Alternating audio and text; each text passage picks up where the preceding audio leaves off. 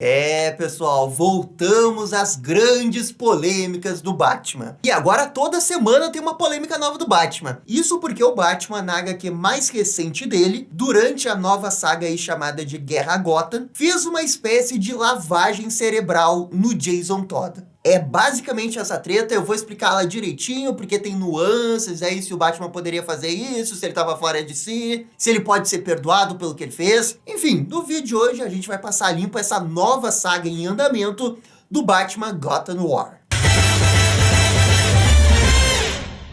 E pessoal, só antes da gente começar o vídeo, eu queria recomendar uma HQ aqui sobre a história do Bill Finger. Essa história mostra toda a vida do Bill Finger, a dificuldade que ele teve para ter o seu crédito reconhecido como um dos criadores do Batman, e ela está à venda pela editora Script aqui no link de baixo. Valeu? Esse era o recado do vídeo de hoje. Agora sim vamos falar da saga Gotham War. E bem, essa saga do Gotham War é basicamente a terceira grande saga do Chip Zdarsky.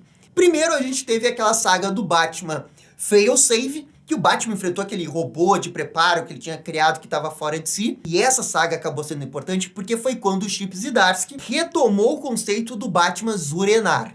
Porque o Batman estava tão desesperado em conseguir derrotar esse Fail-Safe que ele apelou para o Batman Zur-En-Arrh. E mesmo assim isso não foi o suficiente. E essa saga do Fail-Safe acabou indo diretamente para a saga seguinte, que é uma saga que o Batman meio que viaja pelo multiverso e ele acaba encontrando outros Batman. E nessa saga ele enfrenta uma pessoa chamada Red Mask, que é o vilão que na verdade teria se tornado o Coringa no universo paralelo, e no final o Batman acabou derrotando ele. Mas o importante dessa saga também foi a questão da autodescoberta do Batman, vendo outros Batmans, e novamente o conceito do Batman Zur-En-Arrh sendo aplicado aqui. Essas duas sagas deixou bem claro que o Chip Zdarsky queria explorar bastante o Batman Zur-En-Arrh e o conceito desse personagem dentro da mente do Bruce Wayne. E eu tô falando tudo isso porque nessa nova saga do Gotham War, o Batman Zur-En-Arrh vai ser realmente muito importante. Depois da saga do Red Mask, a gente teve um mega evento da DC, o Night Terrors. E durante essa saga, o Batman acaba sendo colocado para dormir por causa de um vilão chamado Insomnia. E o Deadman acaba possuindo o corpo do Batman para que ele possa deter, junto com a ajuda do Robin Damian Wayne e do Sandman, esse novo vilão da DC. No final da saga, eles conseguem derrotar o Insomnia, mas o Batman, por ter ficado muito exposto à possessão do Deadman, ele acaba desmaiando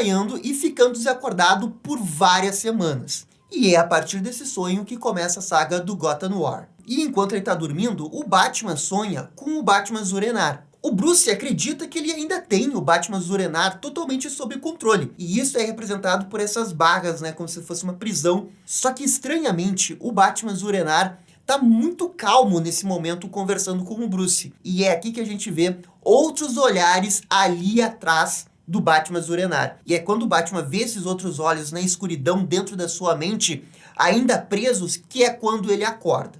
A HQ nesse momento não revela exatamente o que são esses olhos ao lado do Batman Zur-En-Arrh. Se é como se fossem múltiplas personalidades do Batman Zur-En-Arrh dentro da cabeça do Bruce, ou se são outros temores que o Batman tem dentro da cabeça dele. Enfim, mesmo assim, o Batman ainda acredita que o Zur-En-Arrh está sob controle. E no momento que ele acorda, tudo que ele realmente quer fazer é voltar a ser o Batman. Estranhamente, a única coisa que ele diz que está fazendo sentido nesse momento é ele ser o Batman. Numa intercomunicação com a Oráculo, ele admite que a idade está chegando e que está cometendo alguns erros, mas que agora ele só quer ser o Batman e patrulhar à noite. A Oráculo também vai informar para o Bruce que ele ficou desacordado por 8 semanas. E desde então, muita coisa mudou. E nessa patrulha que ele vai fazer, ele já encontra alguma coisa errada acontecendo nesse museu. E nesse museu encontramos 2 bandidos, que aparentemente são bandidos comuns, e que seriam, teoricamente, presas fáceis para o Batman capturar. Mas quando o Batman chega ali,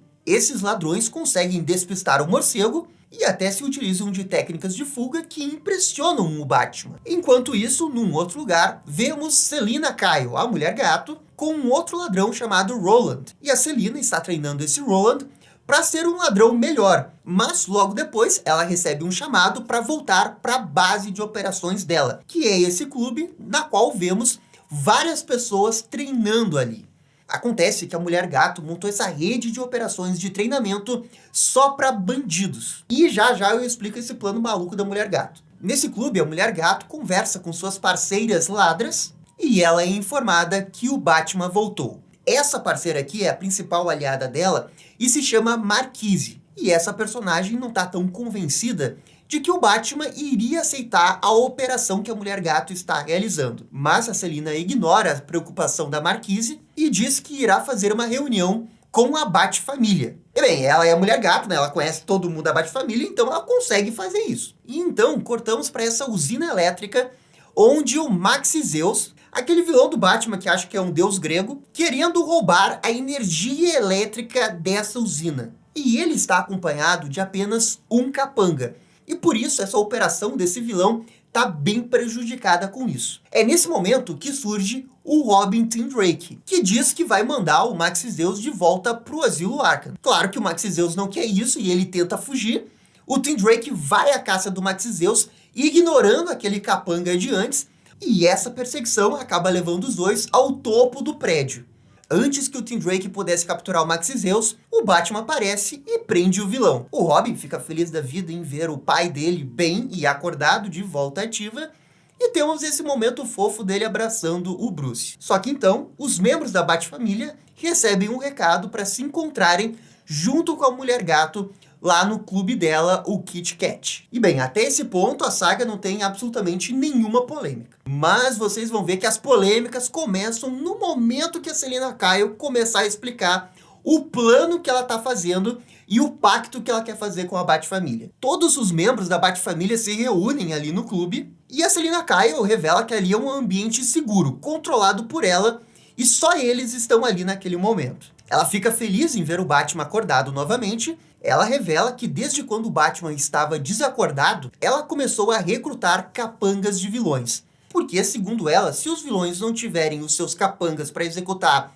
os planos mirabolantes, os vilões vão ficar de mãos atadas e não vão poder fazer nada. Essa é uma parte do plano dela. Bem, acontece que a Selina está recrutando esses capangas, ladrões e todo tipo de bandido na cidade de Gotham, treinando eles, colocando no mais alto nível que ela consegue deixar, para que sejam super, hiper, mega ladrões. E a única coisa que ela pede em troca é que esses caras treinados pela Selina não roubem pessoas pobres, apenas pessoas muito ricas da cidade de Gotham. Ou seja, basicamente a Selina Kyle transformou todos os ladrões comuns em ladrões super luxuosos como ela. E esse plano que ela está fazendo já tem algumas semanas e já começou a dar resultado, porque a taxa de crimes na cidade caiu em 75%. E tendo a comprovação nessa estatística, tudo o que ela pede em troca é que a Bat-família não se envolva nos crimes da gangue dela. E que sempre que um membro da Bat-família encontrar um capanga da Mulher Gato,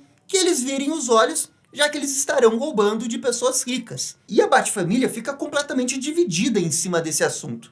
O Asa Noturna, por exemplo, fica em cima do muro, assim como o Tim Drake, que diz que eles precisam de mais informações para tomar uma decisão certa. Enquanto isso, o Robin Damian Wayne é veementemente contra a posição da Mulher Gato, enquanto que o Jason Todd Capuz Vermelho fala que ele entende o lado da Mulher Gato. E quanto ao Batman, ele também é contra a Mulher Gato. Na visão do Batman, isso é completamente errado.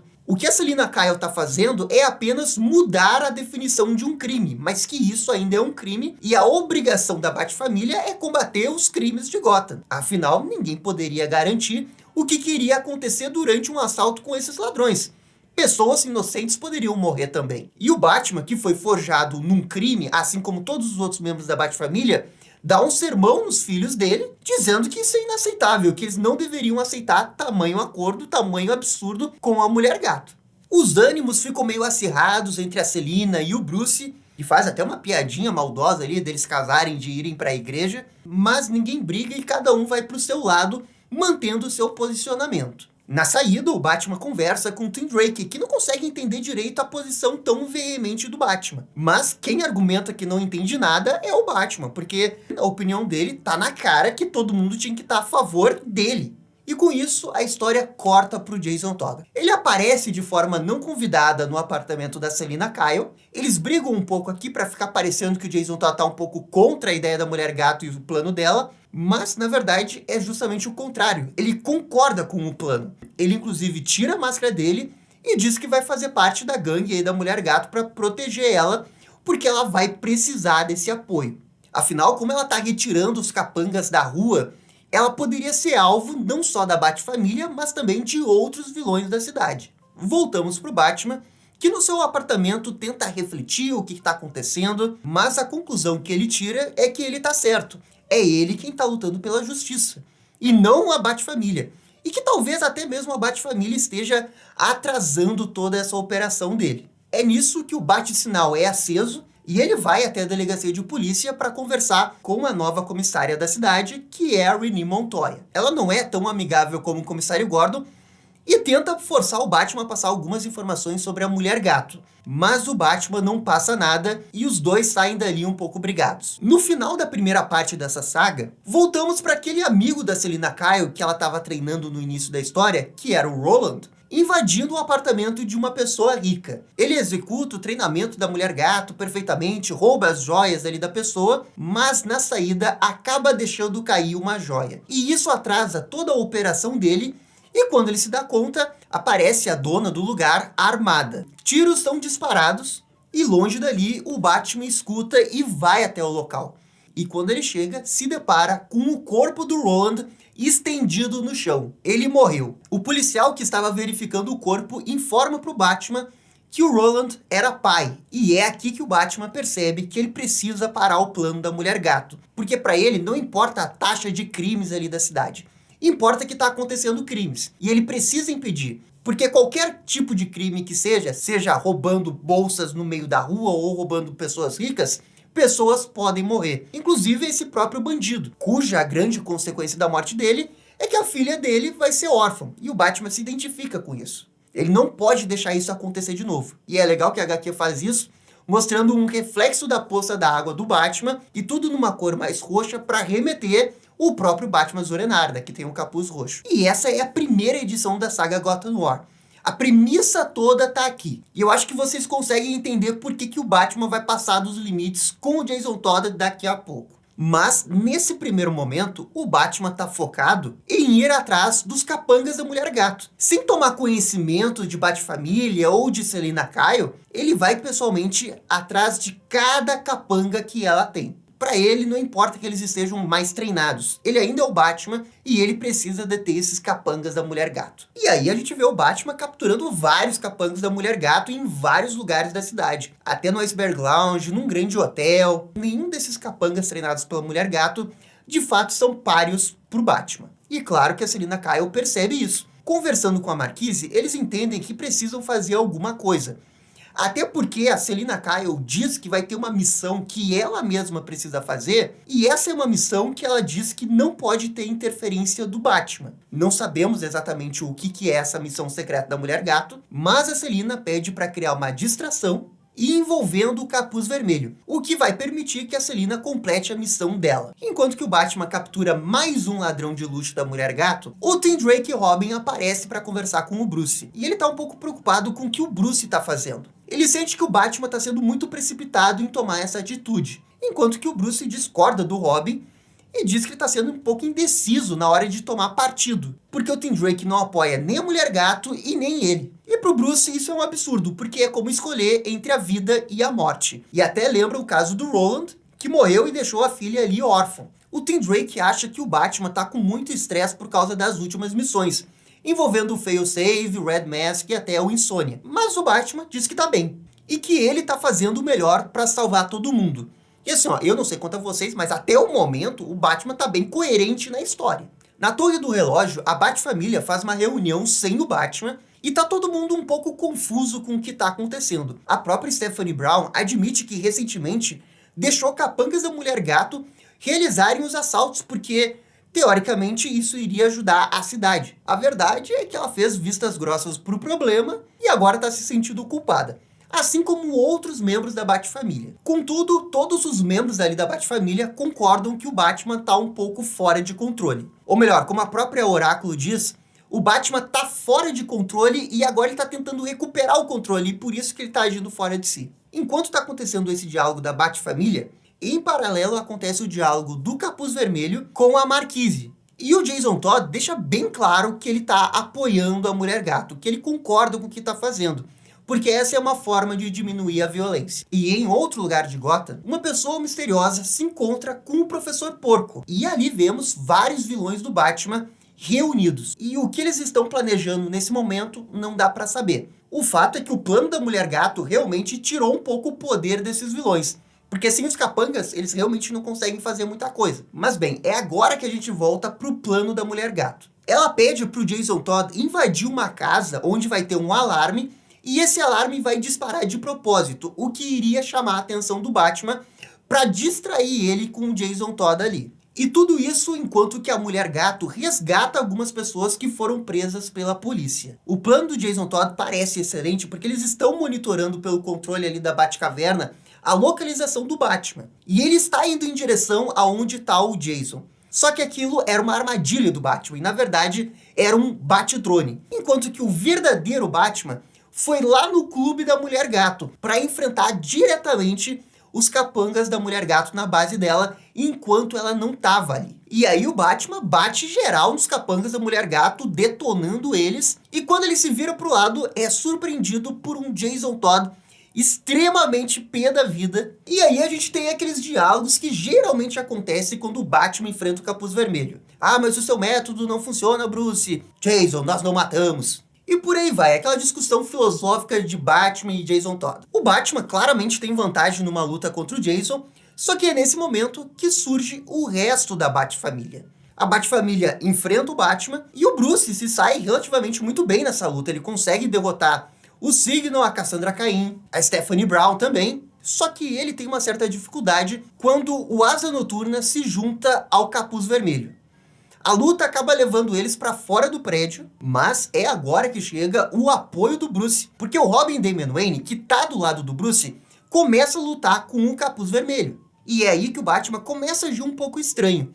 Ele simplesmente foge da luta, deixando o Damian ali sozinho. E sem o Batman, a Bat-família para de lutar. E o Capuz Vermelho acaba se reencontrando com a Marquise, a Mulher Gato que completa aquela missão para resgatar alguns vilões e bandidos que estavam presos pela polícia, informa que deu tudo certo do lado dela, mas a Marquise diz, né, que as coisas saíram um pouco de controle do lado deles. No dia seguinte, o Bruce Wayne, no apartamento que ele está morando no meio de Gotham, ele recebe um documento estranho dizendo que tem alguma coisa errada com as finanças dele. E isso porque alguém comprou a mansão Wayne. E só lembrando que o Batman não tá mais morando na mansão Wayne já tem algum tempo. Contudo, a Batcaverna ainda era utilizada por ele. E o Bruce pensa que talvez alguém esteja querendo atingir ele comprando a mansão Wayne e expondo o seu segredo. Por isso, ele volta até a Batcaverna para decidir se apaga ou não algumas coisas que estavam dentro da Batcaverna.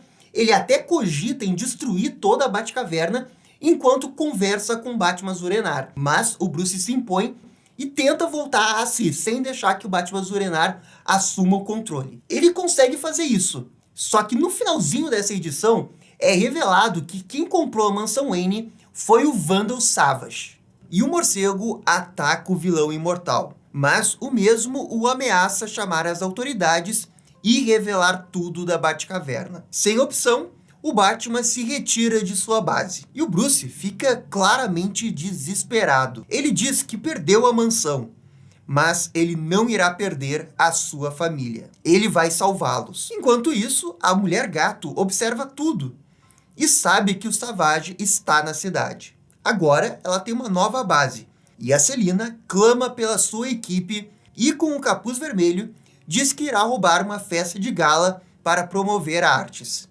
O Jason vai ficar no comando dos veículos. E nisso tem um momento chocante aqui, que o Batman invade o esconderijo do Charada e consegue com um vilão informações da localização do próximo plano da Selina Kyle. Mas o Batman não tá ali para ir atrás da Selina, e sim do Jason, e eles lutam no estacionamento. O morcego vem com aquele papo que o Jason é mais do que um criminoso, mas o Capuz Vermelho tenta afastar o Bruce do local do plano da Mulher Gato para protegê-la. E o herói ignora completamente a vilã. O objetivo dele é o Capuz Vermelho. Dentro da festa de gala, os ladrões realizam diversos pequenos roubos sem que ninguém perceba. Mas é então que a Selina encontra Vandal Savage. Eles dançam juntos e a mafiosa de Gotham deixa bem claro que sabe da presença do vilão imortal na cidade. e ela quer saber mais.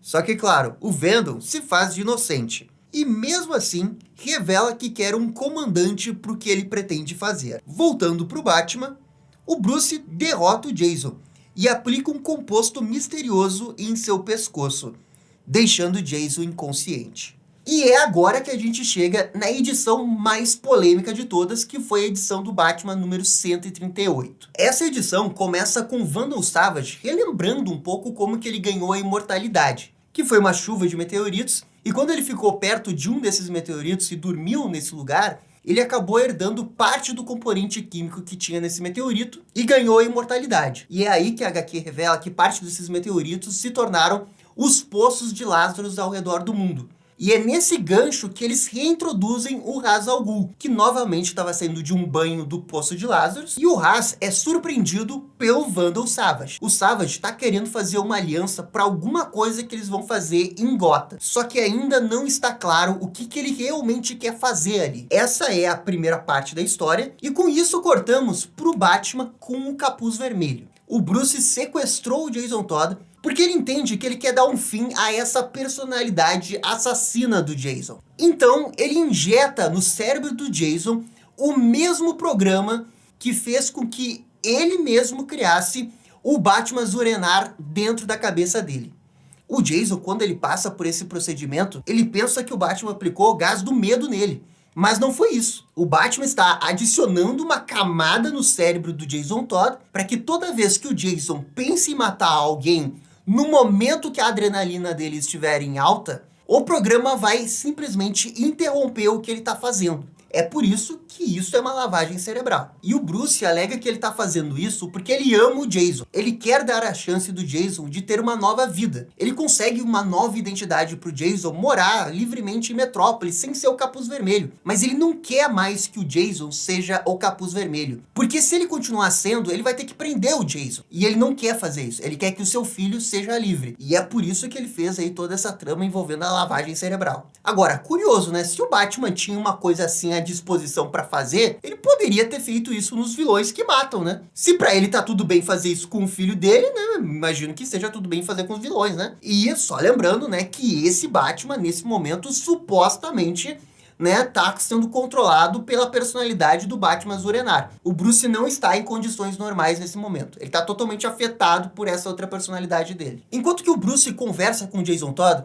o Batcomputador diz que tem um alerta acontecendo numa outra localização, num espaço afastado da Batcaverna. E com isso cortamos pro Asa Noturna, invadindo a casa do Bruce Wayne, lá naquele apartamento que ele tem no meio de Gotham. Pelo intercomunicador, conversando com a Oracle, eles ainda não têm certeza se o Batman sequestrou o Jason Todd.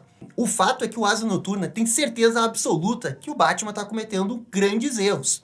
E ele tem a possibilidade de interromper esses erros. Acontece que esse apartamento que o Bruce mora, antigamente era o apartamento de Thomas e Martha Wayne. Eles moravam ali no meio da cidade porque era perto do hospital. E era mais fácil para eles viverem daquele jeito e não na mansão Wayne. E o Bruce escondeu naquele apartamento uma espécie de grande computador, que é basicamente onde está o servidor da Batcaverna. E o Asa Noturna quer usar esse servidor para tirar todos os acessos de privilégio que o Batman tem. E não poder acessar mais o Batcomputador do traje dele ou em qualquer outro lugar. Mas quando ele finalmente acessa o computador, o Robin Damian Wayne aparece ali. E ele, obviamente, tá contra essa atitude do Dick Grayson. Ele tá ali para defender o seu pai. E isso desencadeia mais uma luta entre os membros da Batfamília. E o Damian se sai muito bem na luta, até tem uma certa vantagem contra o Asa Noturna. Mas ele acaba sendo surpreendido pelo Robin Tim Drake chegando ali, o que força ele a lutar com o Robin, enquanto que o Asa Noturna acessa o servidor ali da Batcaverna. E aqui tem esse detalhe bem legal, que para poder acessar o computador,